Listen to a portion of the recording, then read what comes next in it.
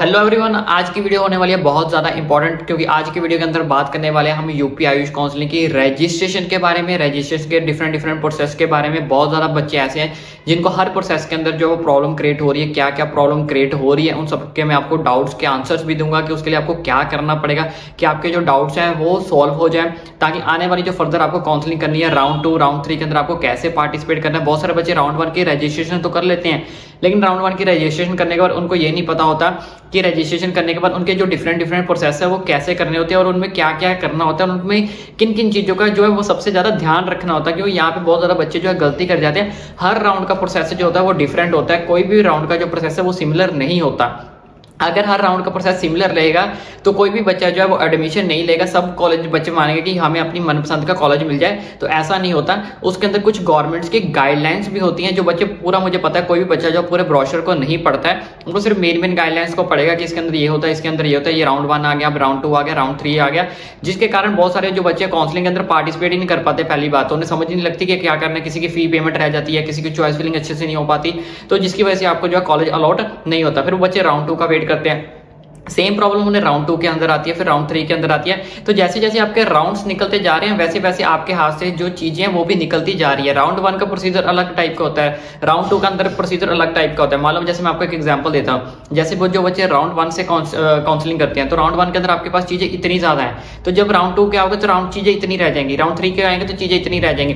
तो जैसे जैसे प्रोसीजर नीचे चलता जाएगा उस हिसाब से जो आपकी एलिजिबिलिटी के चांसेस हैं किसी कॉलेज के अंदर एडमिशन लेने के वो कम होते जाएंगे। तो इन सब चीजों का जो बच्चे वो ध्यान नहीं रखते, अपने माइंड में जो है उनको पता ही नहीं चलता कि कौन कौन सी गाइडलाइंस ऐसी हैं जो हमें फॉलो करनी है, कैसे आप अपग्रेड के लिए जा सकते हो, कैसे आपको कॉलेज को छोड़ना है। अगर आपको कॉलेज छोड़ना है तो आपकी सिक्योरिटी जो मनी है वो भी वापस आ जाए, या फिर जो बच्चे एडमिशन नहीं लेना चाहते, या फिर आपके जो बच्चे ऐसे भी है जो सिक्योरिटी मनी जो है वो जब्त नहीं करवाना चाहते। लेकिन उन सब चीजों के बारे में ना आज तक किसी ने आपको बताया, सब ये आपको बता देते हैं राउंड 1 में काउंसलिंग कर लो, राउंड 2 में पार्टिसिपेट कर लो, राउंड 3 में पार्टिसिपेट कर लो, लेकिन जो अंदर की बातें होती है वो कोई भी चीज आपको नहीं बताते। वो मैं सारी चीजें आज इस वीडियो के अंदर आपको बताता हूँ। छोटा के एक और एग्जाम्पल देता हूँ, ठीक है।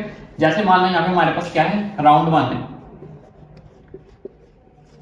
ठीक है, राउंड 1 है। तो राउंड 1 के अंदर बच्चे क्या करते हैं, ठीक है, बच्चों के पास सिर्फ 2 चीजें होती हैं, एक रजिस्ट्रेशन कर लो, ठीक है, उसके बाद डॉक्यूमेंट अपलोड कर दो, फिर उसके बाद पेमेंट जिसको हम बोलते हैं फी, ठीक है। ये बच्चे तो बहुत ज्यादा इजी आराम से कर लेते हैं, लेकिन कुछ बच्चे ऐसे होते हैं किसी को डॉक्यूमेंट में प्रॉब्लम आ जाती है कि डॉक्यूमेंट अपलोड नहीं हो पाते, किसी को बच्चे को पेमेंट में प्रॉब्लम आ जाती है कि उनकी पेमेंट नहीं होती। पेमेंट में बार बार क्या आता है, एरर आता है। क्या चीज आती है, एरर आता है। तो इसका सोल्यूशन क्या होता है, इसका सोल्यूशन कुछ नहीं होता।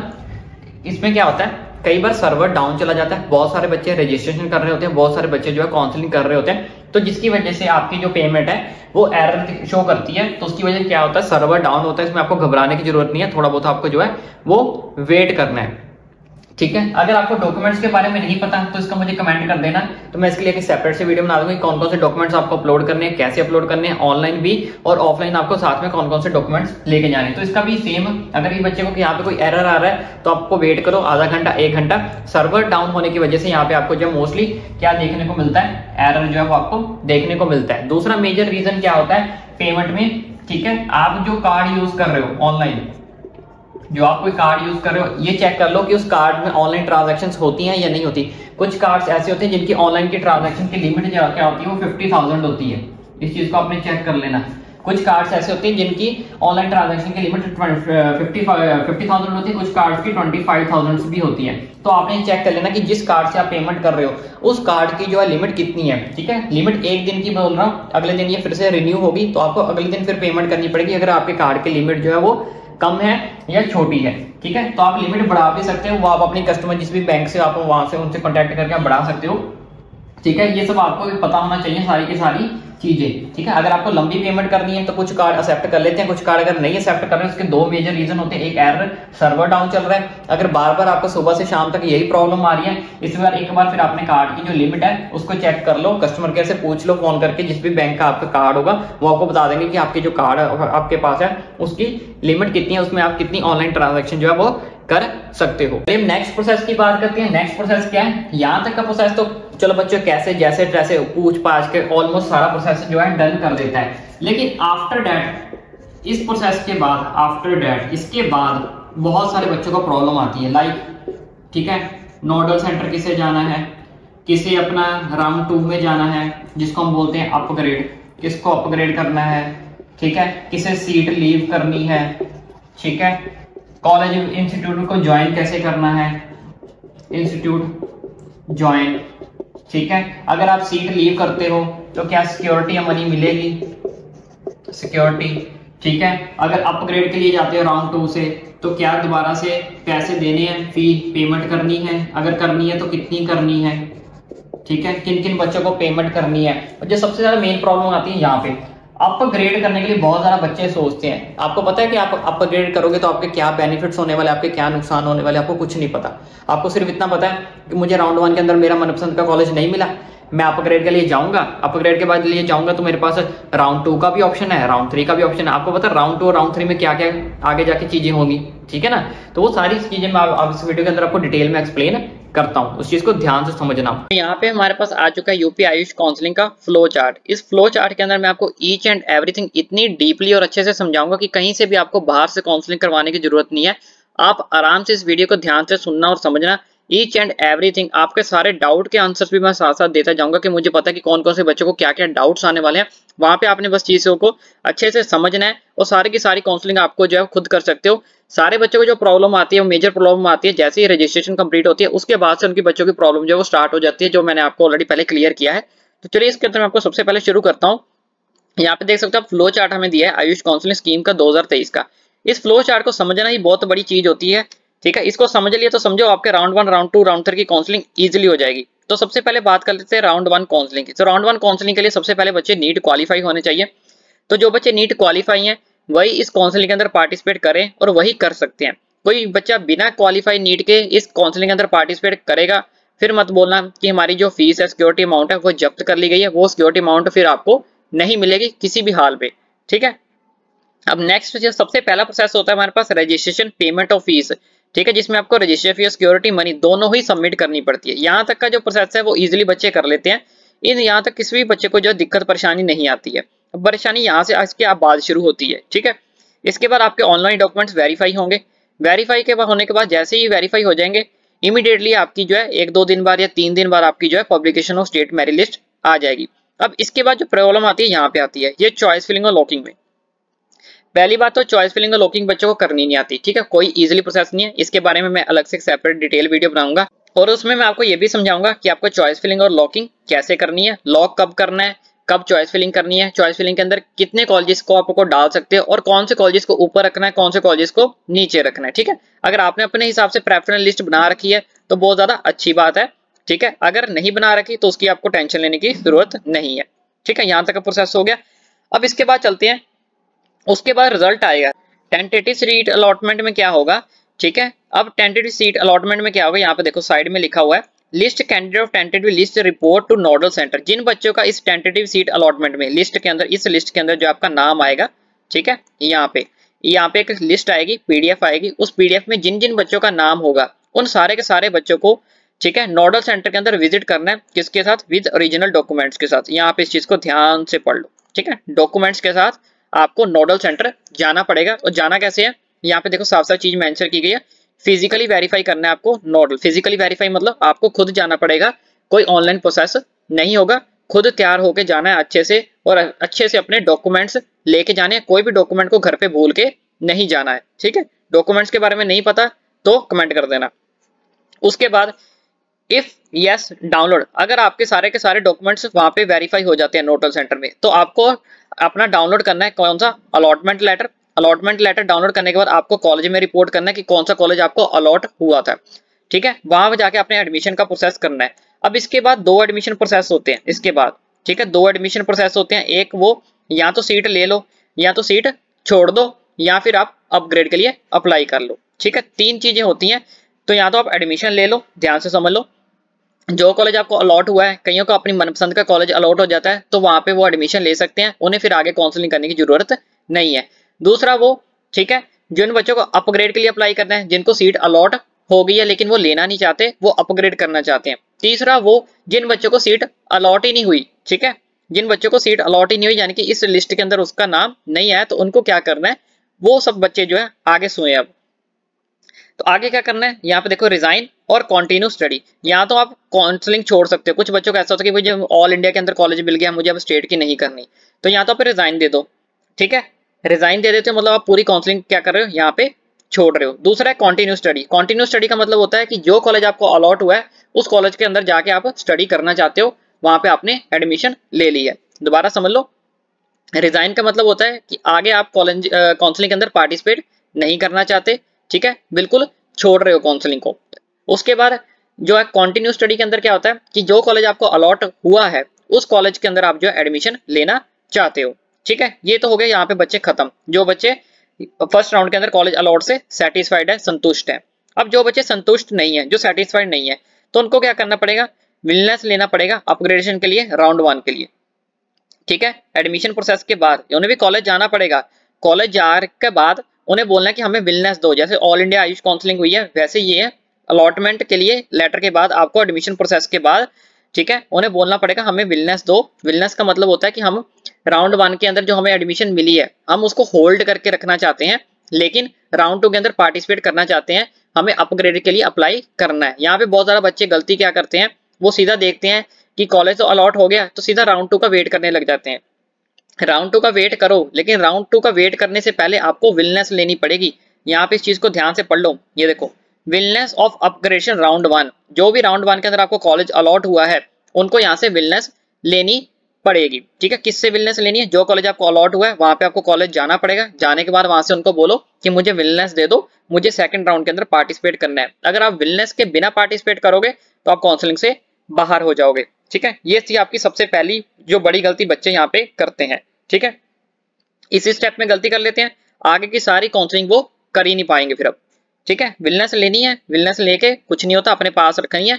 अब आगे का प्रोसेस समझो, आगे का प्रोसेस क्या हुआ। अब वो बच्चे जिनको कॉलेज अलॉट ही नहीं हुआ, ठीक है, बिल्कुल भी कॉलेज अलॉट नहीं हुआ, या फिर वो बच्चे जिन्होंने राउंड 1 के अंदर पार्टिसिपेट नहीं किया, उनको क्या करना है, उनको अब कुछ नहीं करना, दोनों तरह के बच्चों को सिर्फ राउंड 2 का वेट करना है। ठीक है, उसके बाद यहाँ पे इन्होंने एक चीज चेंज की है, क्या चेंज किया, अब यहाँ पे पढ़ो, नॉट अलॉटेड कैंडिडेट्स। अगर जिन बच्चों को कॉलेज अलॉट नहीं हुआ है लेकिन उन्होंने राउंड 1 की काउंसलिंग की थी, राउंड 1 की अगर आपने काउंसलिंग की थी लेकिन आपको कॉलेज अलॉट नहीं हुआ है, उसके बाद आपको अपग्रेडेशन के लिए अप्लाई करना है for the process of round 1। Round 1 के प्रोसेस के बाद कि मुझे कॉलेज अलॉट नहीं हुआ था, तब आपको अपग्रेडेशन के लिए अप्लाई करना है। ठीक है, जैसे आप अपग्रेडेशन के लिए अप्लाई करोगे वही बच्चे अप्लाई कर सकते हैं जिन्होंने रजिस्ट्रेशन राउंड 1 के अंदर की थी। जो बच्चे राउंड 2 के अंदर रजिस्ट्रेशन करेंगे, ठीक है, उनको यहाँ पे नहीं कुछ भी करना, वो सिर्फ अपना राउंड 2 का वेट करेंगे, यानी कि जिन बच्चों ने राउंड 1 के अंदर पार्टिसिपेट नहीं किया था। राउंड 1 के अंदर पार्टिसिपेट जिन बच्चों ने किया था, एक तो वो बच्चे हो गए जिनको कॉलेज मिल गया, वो संतुष्ट है। ठीक है, संतुष्ट होने के बाद उन्होंने एडमिशन ले ली। दूसरे वो जिन्होंने अपनी अपग्रेडेशन के लिए अप्लाई किया था, ठीक है, जिन बच्चों का लिस्ट में नाम आया था, लेकिन जिन बच्चों का not allotted candidates will also be included in the upgradation process of round 1। जिन बच्चों का कैंडिडेट्स का नाम इंक्लूड नहीं है अपग्रेडेशन लिस्ट के अंदर, ठीक है, उनको भी अब यहाँ पे पार्टिसिपेट करना है। यहाँ पे साफ साफ लिखा है नॉट अलॉटेड कैंडिडेट, जिनको कुछ भी अलॉट नहीं हुआ है उनको भी जो है राउंड के अंदर अपग्रेडेशन के लिए जो है वो अप्लाई करना है। उसके बाद राउंड 1 की अपग्रेडेशन की सीट अलॉटमेंट होगी। तो इस केस में अब आपको क्या होगा, इस केस में आगे 3 केसेस पॉसिबल हैं। एक ये, if no participate in round 2 counselling, जिन बच्चों ने पार्टिसिपेट नहीं किया राउंड 1 के अंदर वो तो सीधा सीधा राउंड 2 के अंदर चले जाएंगे। ठीक है, ये प्रोसेस क्या, तो यहाँ पे इशू खत्म हो गया, इसको खत्म कर देते हैं, यहाँ पे इसको काट देते हैं। ठीक है, इसको यहाँ पे खत्म। उसके बाद नेक्स्ट प्रोसेस पे चलते हैं। यहाँ पे देखो, newly allotted candidates report to, जिन बच्चों को अब अपग्रेड करने के बाद सीट अलॉट हुई है, अब उनको क्या करना है, जिन बच्चों ने अपग्रेड के लिए अप्लाई किया था उन बच्चों ने क्या करना है, न्यूली अलॉटेड कैंडिडेट, उनको दोबारा से लिस्ट आएगी, यहाँ ये वाली यहाँ पे लिखा हो ना राउंड 1, ये देखो अलॉटमेंट, जो सीट अलॉटमेंट आएगी, उसके बाद उनको जो है अपने डॉक्यूमेंट्स के साथ, ओरिजिनल डॉक्यूमेंट्स के साथ फिजिकली फिर से खुद जाना पड़ेगा डॉक्यूमेंट्स के साथ वेरिफिकेशन करवाने। कहाँ पे जाना है, न्यूली अलॉटेड नोडल सेंटर के अंदर, यहाँ पे इसको पढ़ो। ठीक है, नोडल सेंटर जो आपको जाना पड़ेगा, जिन बच्चों ने अपग्रेड के लिए अप्लाई किया था, अप्लाई करने के बाद उनको जो है नई सीट अलॉट हुई है, सीट अलॉट होने के बाद उन्होंने लग गया कि हमारा नाम जो आ चुका है, अब उनको नोडल सेंटर के अंदर जाना पड़ेगा जिन बच्चों ने अपग्रेड के लिए अप्लाई किया था। ठीक है, फिजिकली आपको खुद जाना पड़ेगा। यहाँ पे देखो लिखा हुआ है physical verification of documents eight nodal centre. तो नोडल सेंटर जाके आपको फिजिकली वेरिफिकेशन जो है वो करवानी पड़ेगी जिन बच्चों ने अपग्रेड के लिए अप्लाई किया था। अपग्रेड करने के बाद उन्हें जो कॉलेज अलॉट हो गया। ठीक है, तो यहाँ से अगर आपके डॉक्यूमेंट्स वेरीफाई हो जाते हैं, उसके बाद देखो इफ वेरीफाइड, अगर आपके डॉक्यूमेंट वेरीफाई हो गए, डाउनलोड अलॉटमेंट लेटर, सेम अपना अलॉटमेंट लेटर डाउनलोड करो और कॉलेज में एडमिशन के लिए चले जाओ। ठीक है, कॉलेज के लिए एडमिशन के लिए चले जाओ। सेम यहाँ के बाद भी आप काउंसलिंग छोड़ सकते हो, छोड़ना चाहते हो, या फिर अपनी स्टडी को कंटिन्यू कर लो, यानी कि उस कॉलेज के अंदर आप एडमिशन ले लो जो कॉलेज आपको अलॉट हुआ है। अगर आपको कुछ भी नहीं करना तो आप शफल हो जाओगे किसके अंदर, राउंड 2 के अंदर। अब यहाँ से राउंड 2 के अंदर आपकी काउंसलिंग जो है वो स्टार्ट हो जाएगी। तो चलिए अब हो चुका है हमारे पास राउंड 2 शुरू। अब राउंड 2 शुरू के अंदर यहाँ पे देखो राउंड 2 की काउंसलिंग शुरू हो चुकी है। अब सेम यहाँ पे नीट क्वालिफाइड जो बच्चों ने राउंड 1 के अंदर पार्टिसिपेट नहीं किया था, ठीक है, उनके लिए यहाँ पे लिखा गया है कि नीट क्वालिफाइड बच्चे यहाँ पे पार्टिसिपेट कर सकते हैं। तो यहाँ पे आपको ये भी शो कर दिया जाएगा कि कितनी सीट फिल हो चुकी है और कितनी वेकेंट है। डिस्प्ले कर दिया जाएगा आपको कितनी सीट्स जो है वो वेकेंट रहेगी, यानी कि कितनी सीट जो ऐसी है जो राउंड 1 के अंदर फिल हो चुकी है। ठीक है, तो यहाँ पे लिखा है registration, payment of fees, security money, सब कुछ ये उन बच्चों को करनी है जिन्होंने राउंड 1 के अंदर पार्टिसिपेट नहीं किया था। तो इस चीज का ध्यान में रखना, जो बच्चों ने राउंड 1 के अंदर पार्टिसिपेट किया था उनको दोबारा से पेमेंट नहीं करनी है। आप सीधा आप आगे वाले प्रोसेस पे शफल हो जाओगे, शिफ्ट हो जाओगे। जिन बच्चों ने राउंड 1 के अंदर पार्टिसिपेट नहीं किया था, फर्स्ट टाइम रजिस्ट्रेशन कर रहे हैं, ठीक है, उनको पेमेंट करनी पड़ेगी। अब चलते हैं आगे। ठीक है, यहाँ पे देखो लिखा हुआ है, फिर उसके बाद आपके फिर से ऑनलाइन डॉक्यूमेंट वेरिफिकेशन होगी, publication of state merit list आएगी, उसके बाद चॉइस फिलिंग आएगी। अब इसके पहले का ये प्रोसेस यहाँ पे समझो, ये जो गाइडलाइंस यहाँ पे दी गई है ये वाली, fresh registration of round 2 candidates available, यानी कि जिन बच्चों ने राउंड 2 के अंदर फ्रेश रजिस्ट्रेशन करनी है वो कर सकता है। लेकिन जो राउंड 1 का बच्चा है, देखो round 1 registered candidates need not register again, आपको दोबारा से रजिस्टर अगेन नहीं करना है।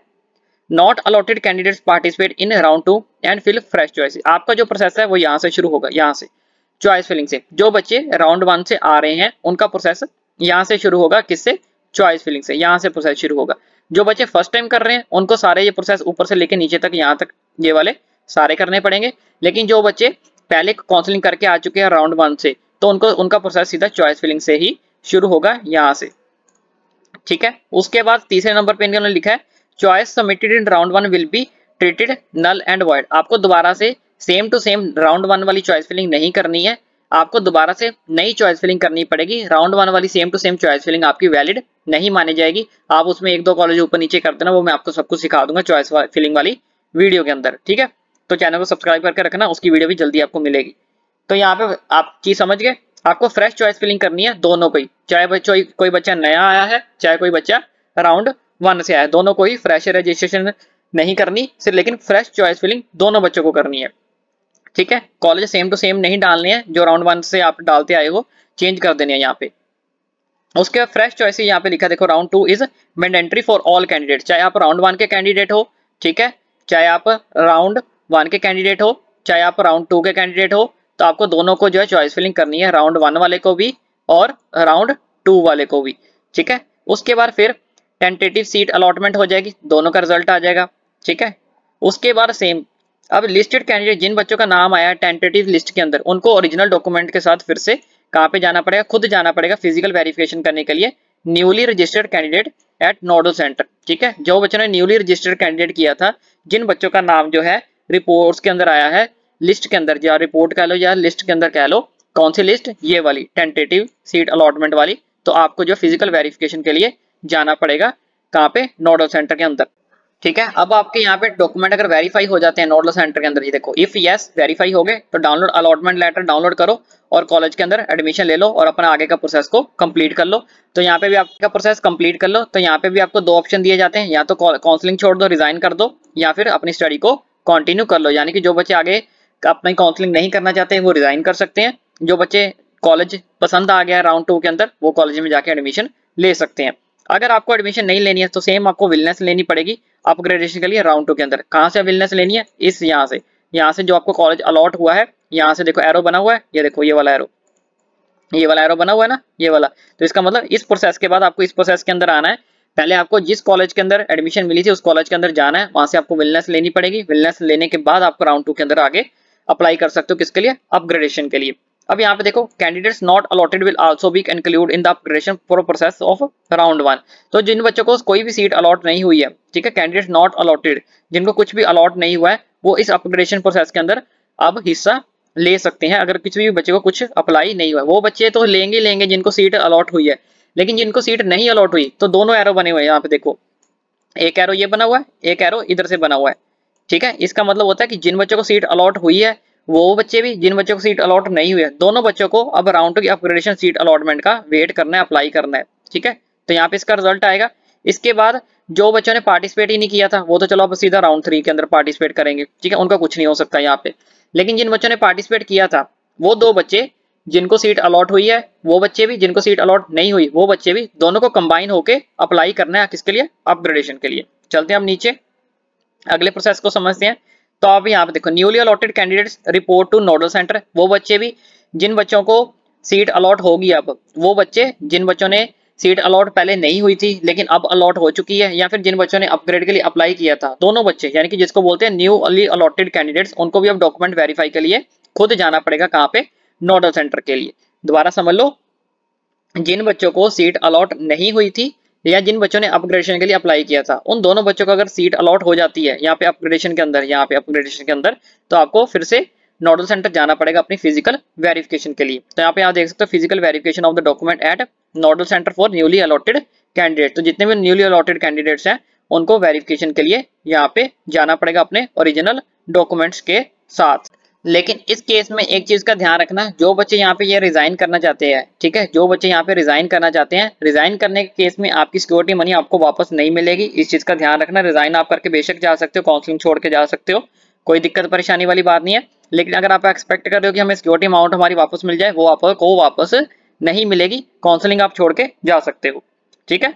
उसके बाद इफ वेरीफाइड, अगर आपके डॉक्यूमेंट वेरीफाइड हो जाते हैं, सेम आपको रिपोर्ट करना पड़ेगा कॉलेज के अंदर, और आगे का प्रोसेस जो आपको एडमिशन के लिए करना पड़ेगा ये वही यहाँ पे देखो रिजाइन लिखा हुआ है, रिजाइन कर सकते हो, लेकिन सिक्योरिटी अमाउंट आपको आपकी वापस नहीं होगी। और जिन बच्चों को कंटिन्यू स्टडी यानी कि एडमिशन लेके आगे उसी कॉलेज के अंदर रहना चाहते हैं, वो कॉलेज जाओ, एडमिशन करवाओ और अपना काउंसलिंग को वहां पे छोड़ दो, ठीक है। तो क्योंकि उन्होंने आगे पार्टिसिपेट नहीं करना, उनको अपनी मनपसंद का जो कॉलेज है वो ऑलरेडी मिल चुका है। उसके बाद बात करते हैं नेक्स्ट, जिन बच्चों को कॉलेज नहीं मिला है, जिन बच्चों को अपग्रेडेशन के लिए जाना है, वो यहाँ पे रीशफलिंग हो जाएंगे, किसके लिए, राउंड 3 के लिए। अब चलते हैं राउंड 3 वाली पार्टिसिपेट। राउंड 3 बहुत ज्यादा इंपॉर्टेंट है, यहाँ पे बहुत ज्यादा बच्चे फंसते हैं। पहले तो यहाँ पे बच्चे फंस जाते हैं, उन्हें समझ नहीं आता अपग्रेडेशन के लिए जाना चाहिए या फिर नहीं जाना चाहिए। तो यहाँ पे आप चीज को समझ चुके हो, अपग्रेडेशन के लिए आपको कैसे जाना है और कैसे नहीं जाना। वैसे वैसे आपके पास ऑप्शन जो है कम होते जाएंगे, क्योंकि कॉलेज वेकेंट जो सीट्स है वो भरती जाएंगी, तो इस चीज का आपको ध्यान रखना है।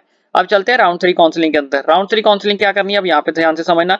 राउंड 3 काउंसलिंग यहाँ पे आगे same NEET qualified candidate apply कर सकते हैं, यहाँ पे फिर आपको डिस्प्ले कर दिया जाएगा कितनी वैकेंट सीट जो अब बची हुई है। उसके बाद रजिस्ट्रेशन पेमेंट फीस उनको ही करनी है जो फर्स्ट टाइम काउंसलिंग कर रहे हैं, यानी कि सीधा सीधा राउंड 3 के अंदर आ रहे हैं, ठीक है। तो यहाँ पे देखो लिखा हुआ है fresh registration round 3 is available. अगर जो बच्चे सीधा राउंड 3 के अंदर पार्टिसिपेट करना चाहते हैं वो राउंड 3 के अंदर सीधा डायरेक्ट भी जा सकते हैं, लेकिन मैं आपको कभी भी इस चीज की एडवाइस नहीं दूंगा कि आप राउंड 3 में डायरेक्ट जाओ, सीधा राउंड 1 के अंदर से ही पार्टिसिपेट करा करो हमेशा से। उसके बाद सेम आपको ऑनलाइन डॉक्यूमेंट्स आपके वेरीफाई होंगे, पब्लिकेशन स्टेट मेरिट लिस्ट आ जाएगी, ठीक है। तो यहाँ पे देखो लिखा है candidate may resign before 48 hours before choice filling. ये बहुत ज्यादा मेन पॉइंट है, यहाँ पे देखो कि जो बच्चे चॉइस फिलिंग करने से पहले रिजाइन करना चाहते हैं, ठीक है, उनको 48 चॉइस फिलिंग शुरू होने से 48 आवर्स पहले अपना जो है रिजाइन करना पड़ेगा। उसके बाद अगर आप रिजाइन करोगे तो आपको किसी भी तरह का कुछ भी जो है बेनिफिट नहीं होगा। उसके बाद आपके जो है चॉइस फिलिंग से 48 आवर पहले ये सारा प्रोसेस आप कर सकते हो, करना चाहते हो, लेकिन कितने घंटे पहले, 48 घंटे पहले। उसके बाद आपको चॉइस फिलिंग एंड लॉकिंग के लिए आपका ऑप्शन आ जाएगा। अब यहाँ पे देखो जो ऑप्शन दिए गए, एडमिटेड ऑफ कैंडिडेट्स राउंड 1 और round 2 can also participate in reshuffling. जिन बच्चों को राउंड 1 या राउंड 2 के अंदर सीट नहीं मिली है वो राउंड 3 के अंदर आराम से जो है पार्टिसिपेट कर सकते हैं, उनको दोबारा रजिस्ट्रेशन करने की जरूरत नहीं है, ठीक है। और यहाँ जो बच्चे अपग्रेड करके भी आए हैं उनको भी दोबारा से फ्रेश रजिस्ट्रेशन करने की जरूरत नहीं है। फ्रेश रजिस्ट्रेशन सिर्फ उनको करनी है जिन्होंने राउंड 1 के अंदर पार्टिसिपेट नहीं किया था या राउंड 2 के अंदर पार्टिसिपेट नहीं किया था। बाकी किसी भी प्रकार के बच्चे को दोबारा से रजिस्ट्रेशन अमाउंट जो है वो सबमिट नहीं करवानी है। उसके बाद choices of submitted and round 2 will be treated null. जो बच्चों ने राउंड 2 के अंदर चॉइस फिलिंग की थी वो वहां से हटा दी जाएगी। आपको सेम टू सेम जो है नई चॉइस फिलिंग नहीं करनी है, सेम टू सेम पुरानी वाली नहीं करनी है, न्यू वाली करनी है, ठीक है। कुछ बच्चों के यहाँ पे डाउट रहता है कि जो मैं राउंड 1 के अंदर या राउंड 2 के अंदर जो चॉइस फिलिंग करके आया था वो सेम टू सेम यहाँ पे फिल कर दूं। सेम टू सेम आप फिल नहीं कर सकते, आपको थोड़ा बहुत शफलिंग करनी पड़ेगी, ठीक है। सेम टू सेम आप अगर आप करोगे तो आपकी जो वो नल वॉइड जो हो मानी जाएगी। इस चीज का आपको जो है खास करके ध्यान रखना है, सेम टू सेम लिस्ट आप नहीं डाल सकते।